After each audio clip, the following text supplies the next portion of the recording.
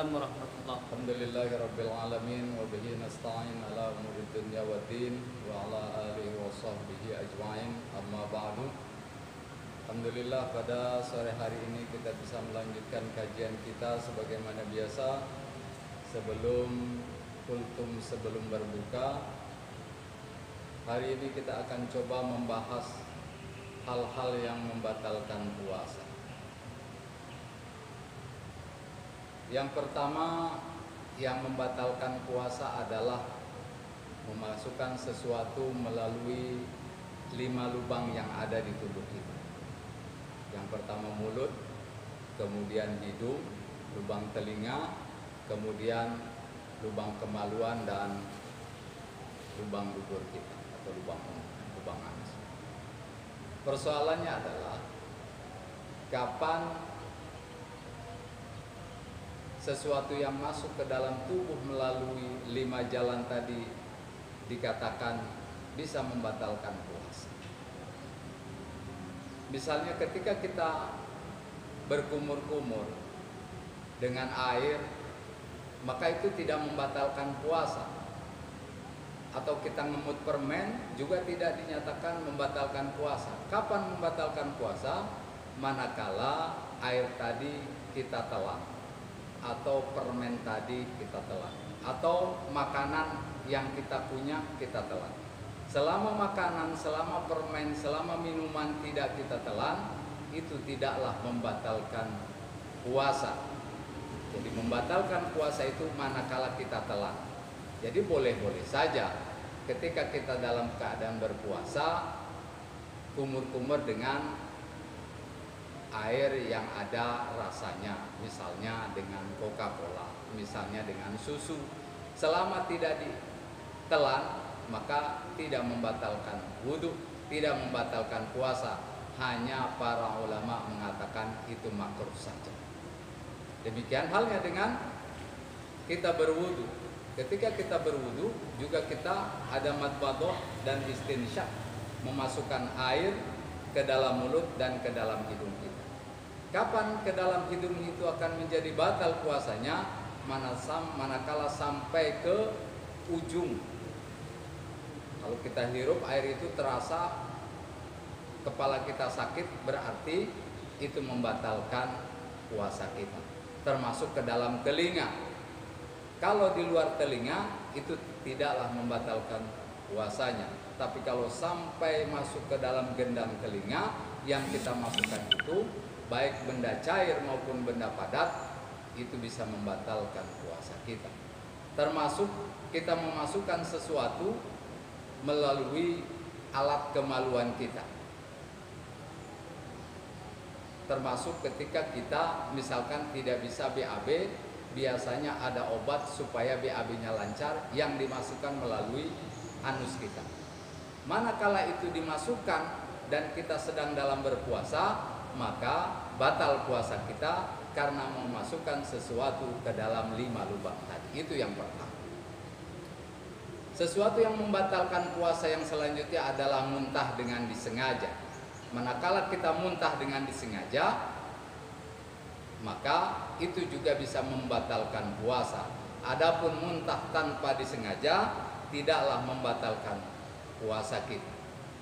Pertanyaan yang selanjutnya adalah bagaimana ketika kita kembali kepada poin pertama, bagaimana ketika kita harus menelan ludah kita?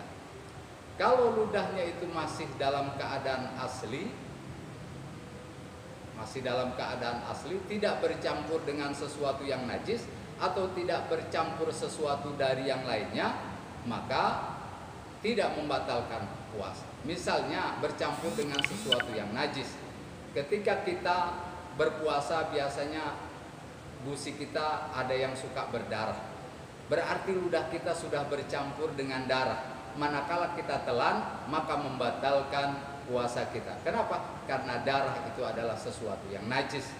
Atau manakala kita kumur-kumur dengan Coca-Cola, kemudian kita buang dan rasa Coca-Cola itu masih ada bercampur dengan ludah kita telan, juga itu membatalkan puasa. Atau ludahnya sudah tidak asli lagi, tidak asli. Kemudian ludah itu ludah kita sendiri, bukan ludah orang lain. Dan kemudian ludah itu masih ada di dalam mulut kita, bukan sudah keluar. Manakala kita gosok gigi, ludahnya ikut keluar, kemudian kita masukkan ludah itu, maka juga membatalkan puasa kita. Kemudian yang membatalkan puasa yang ketiga adalah haid bagi seorang perempuan. Misalnya jam 5 sore datang bulannya, maka batal puasanya dan harus dibatalkan. Karena kalau dilanjutkan hukumnya menjadi haram. Termasuk yang keempat itu melahirkan. Seorang perempuan yang melahirkan ketika dia berpuasa, maka menjadi batal puasanya. Kemudian adalah nifas. Wanita yang sedang berpuasa dalam keadaan nifas juga puasanya menjadi batal. Kemudian sesuatu yang membatalkan puasa yang selanjutnya adalah berhubungan suami istri di siang hari tentunya. Kalau di malam hari dibolehkan dalam agama. Hubungan suami istri di siang hari, baik dia keluar mani atau tidak, keluar sperma atau tidak, maka kedua-duanya batal. Berarti balik lagi kepada poin yang pertama, memasukkan sesuatu melalui 5 lubang yang ada di tubuh kita. Kemudian yang ke-7 adalah keluar mani dengan disengaja. Tentu di siang hari. Manakala keluar mani di siang hari disengaja, baik dengan melihat sesuatu yang menggairahkan birahinya, maka manakala keluar mani itu juga membatalkan puasa. Kemudian yang ke-8 diaul akli atau hilang akal. Hilang akal ini yang pertama gila. Di dalam kitab Nailur Roja bi Syarhi Safinatid Najah dikatakan hilang akal itu walaupun sebentar, lahzatan juga membatalkan puasanya. Jadi kalau misalkan ada orang berpuasa, tiba-tiba di siang hari dia gila sesaat, maka puasanya menjadi gila, maka puasanya menjadi batal. Kemudian hilang akal yang kedua yaitu orang yang pingsan. Orang yang pingsan walaupun dia sesaat pingsannya juga membatalkan puasa. Tingkatan yang ketiga, orang yang hilang akal itu adalah orang yang sedang tidur. Hanya saja yang sedang tidur ini tidaklah membatalkan puasa.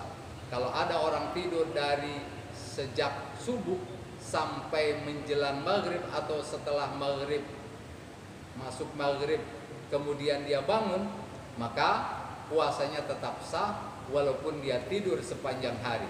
Adapun sholat-sholat yang tertinggal, maka wajib untuk diqadha'nya.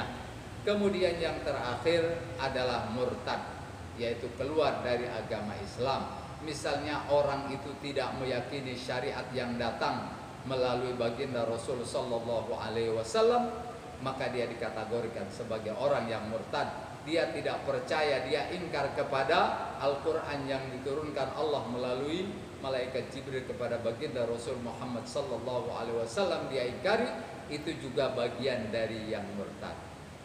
Ini saja yang bisa saya sampaikan, mudah-mudahan ada manfaatnya. Billahil hidayah wa taufiq. Assalamualaikum warahmatullahi wabarakatuh.